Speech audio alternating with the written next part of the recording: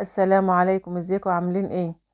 في طاسة او في حلة هحط فيها شوية زيت، وبعدين هنزل باللحمة المفرومة. هي فيها نسبة دسم شوية، وهبدأ بقى ان انا اشوحها كده الاول.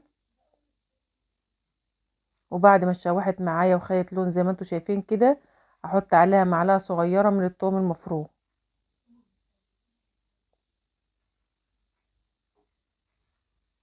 جبت بقى بصلاية متوسطة، خرطتها تخريط متوسط كده زي بتاع المحشي، واحطها على اللحمة المفرومة لحد ما يدبل معايا. هحط عليها معلقة صغيرة من هريسة الشطة. هريسة الشطة دي كنت عاملاها معاكم قبل كده، خدت منها معلقة صغيرة. ممكن تحطي فلفل حامي اخضر، او فلفل رومي بارد، او فلفل الوان زي ما انت عاوزه. وبعدين هنزل بحوالي 3 4 معالق كده من الصلصة.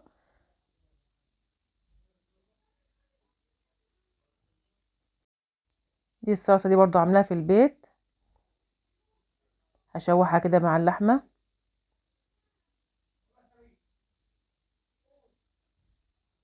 تاخد تشويحة حلوة كده الاول.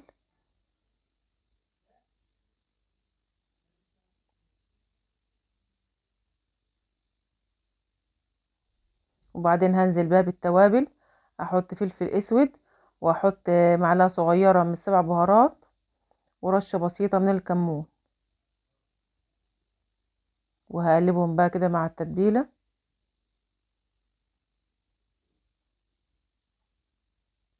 احط عليهم بقى عصير طماطم، حوالي نص كيلو من الطماطم. احط معلقة صغيرة من الملح. اقلبهم بقى كده كويس، وبعدين هغطي عليها واسيبها تتسبك.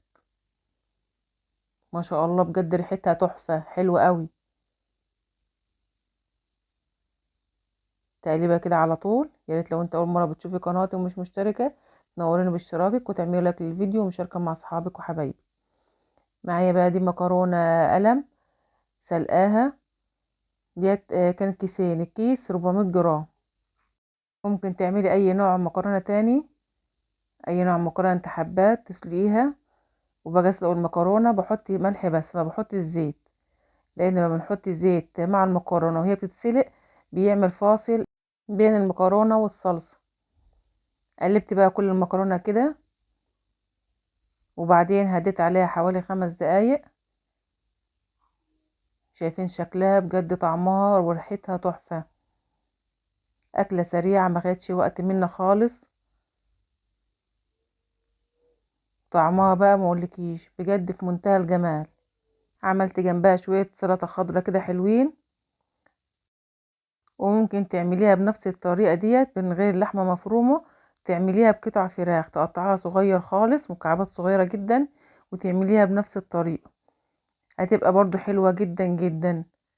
واحلى بقى ما في الموضوع ان احنا موسخناش حلل كتير وكله في حلة واحدة.